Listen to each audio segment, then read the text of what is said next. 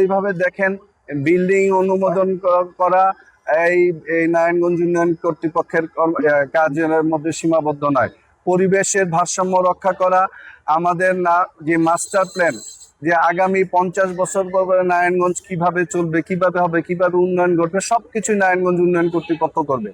অর্থাৎ যেই ধরনের সংস্থাগুলি আমাদের আছে, যেমন সিটি কর্পোরেশন রয়েছে, জেলা পরিষদ রয়েছে, এলজিডি রয়েছে, যারাই বিভিন্ন রাস্তাঘাট উন্নয়ন কর্মকাণ্ডের সাথে সম্পৃক্ত হবেন, তাদেরকেও আমাদের সাথে সমন্বয় করে তাদেরকে পরিকল্পনাটা গ্রহণ করতে হবে। মূল কথা হচ্ছে নারায়ণগঞ্জের কোনো উন্নয়ন কোনো প্রতিষ্ঠানের এককভাবে সিদ্ধান্ত নেওয়ার সুযোগ আর নাই। পরিকল্পিতভাবে একটা মাস্টার প্ল্যানের অংশ হিসেবে নারায়ণগঞ্জের উন্নয়নের ধারাকে অব্যাহত রাখতে হবে।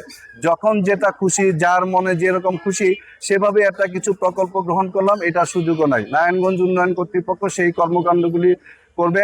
নারায়ণগঞ্জ উন্নয়ন কর্তৃপক্ষের অনুমতি নিয়েই আপনার প্ল্যানগুলি বাস্তবায়ন করতে হবে। তা আমাদের ক্ষেত্রটা হলো যে নদী দূষণকে রক্ষা করা, নদীর পাড়ের মানুষের যে পরিবেশে ভারসাম্য বজায় রাখার জন্য যে ধরনের মানে কর্মসূচিগুলি আছে সেগুলি বাস্তবায়ন করা, পর্যবেক্ষণ করা, এগুলিও নারায়ণগঞ্জ উন্নয়ন কর্তৃপক্ষের কাজ। মোট কথা, নারায়ণগঞ্জের সার্বিক উন্নয়নের ক্ষেত্রে আমাদের এই প্রতিষ্ঠানটি সর্বোচ্চ সর্বাগ্রে এই ভূমিকাটা রাখবে। ঠিক আছে।